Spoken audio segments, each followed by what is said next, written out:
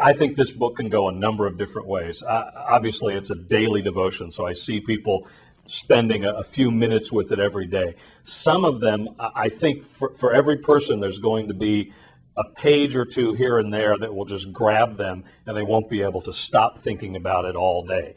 The Bible is very dynamic, and God works with us in very dynamic ways. So one day the devotion will say, take action.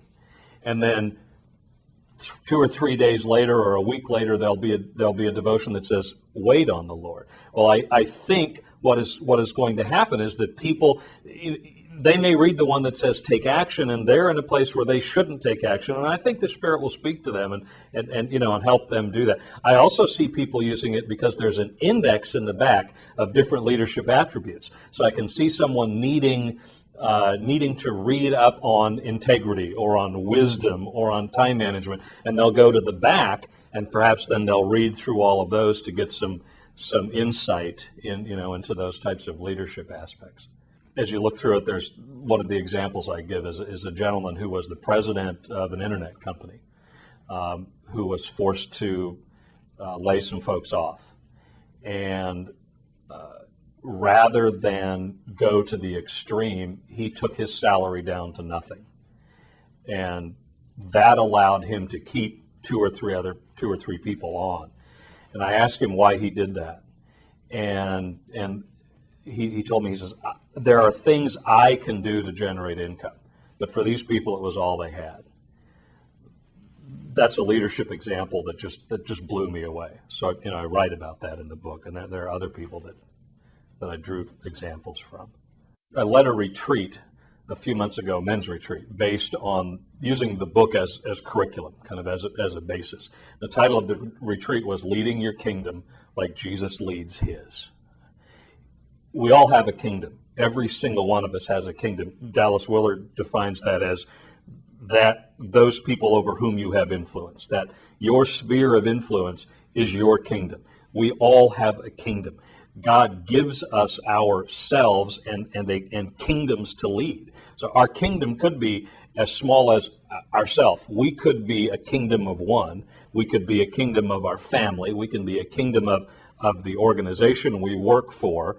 And we all have a leadership role. Every one of us has someone who looks to us, who follows us. We could be a mom, we could be a dad.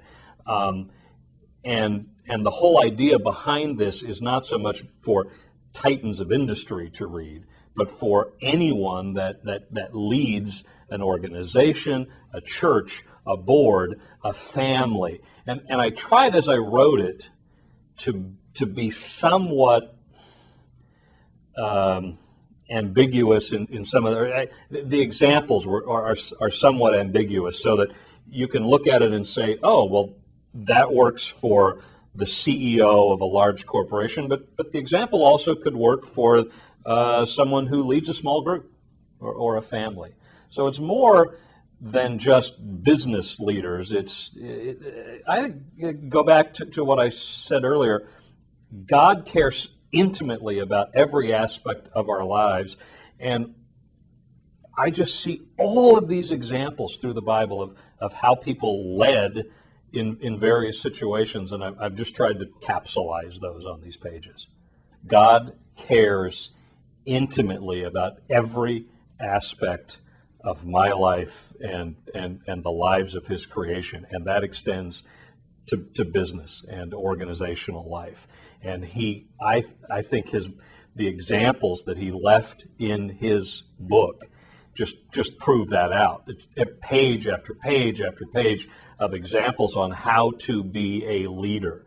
And so, yeah, that's the intrinsic value of this whole thing, is what I'm hoping is that people will see examples of how God wants them to lead, how God wants them to live their professional lives.